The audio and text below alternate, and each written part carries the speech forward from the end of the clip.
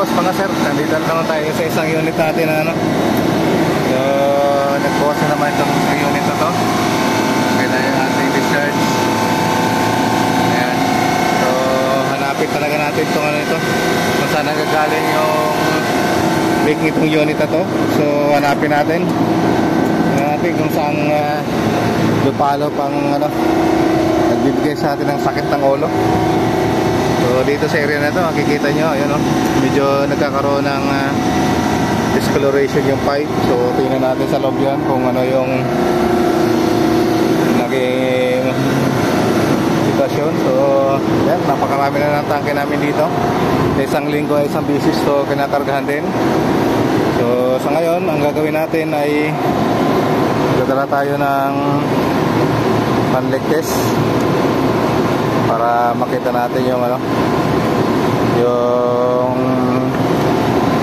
leak sa area, sa tubo na tayo magano.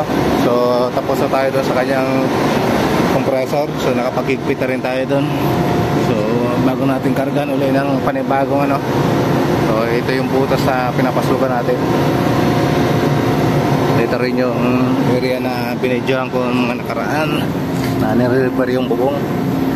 Ito yung gubat sa loob ng planta.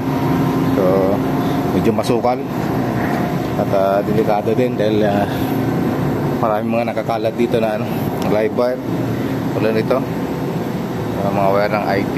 So yan lang delikado dito kasi ano, binabaklas nga yung bubong. So kalat yung ano, kalat yung mga pinagbaklasan, yung mga wire na dyan, ng mga nakasampay.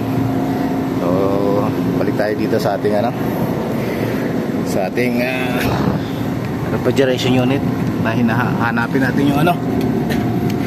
So dito tayo mag-start. So ayan mga boss, simula doon sa area na yon sa labas hanggang dito. So ayan, mayroon tayong nakita dito na ano, kakaroon ng discoloration. So yung tubo na to, ito yung linya ng ating liquid line papunta doon sa ating expansion valve. So, tingnan natin to kung ano. Ayun. So ayan mga boss, dito pa lang umpisa na. Kita na natin yung ano. Ayan o, ayan, bumupula. Ito yung pagbibigay sa atin ng sakit ng ulo. Ayan, so sa doorbell nga na ano, nagagalaw-galaw itong linya na to. So, dito pa, meron din dito sa baba. Ayun o. So napakarami palang ano, leak. So lahat ng mga joint ay ayun, pula-pula talaga. So kailangan na natin itong anuhan mga boss, gawa ng paraan para magamot. Gagamutin natin yan. Ayan, kita nyo yung ano, kita nyo yung pula. So dito pa lang eh positive na tayo. So ano pa natin dito sa ibaba, meron pa dito. So yun ang mahirap pag ano, naghanap ng ganito. So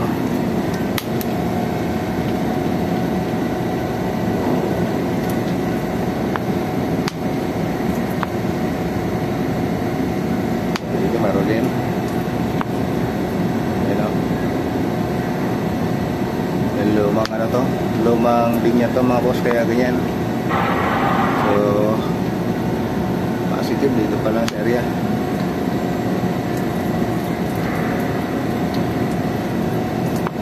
Ayan, napakaraming litre. Boss, mga idol. Ayan, nakakita na natin yan. So gagawa natin ang paraan at bibidyo natin kung paano natin nanahin yan gagamutin. So tapalan natin ng dahon-dahon para magamot natin kagad. So yan, nakita na natin. So doon naman sa ibang area wala naman. So yan, hanggang dito yung ano, discoloration niya oh. Kaya pala naubos ang natin pambanyos. Naubos ang laman ng pambanyos natin. Kaya ayun, sige mga boss, susunod ng mga video pakita ko sa inyo kung paano natin to tatapalan na dahon at babanyusan. Sige.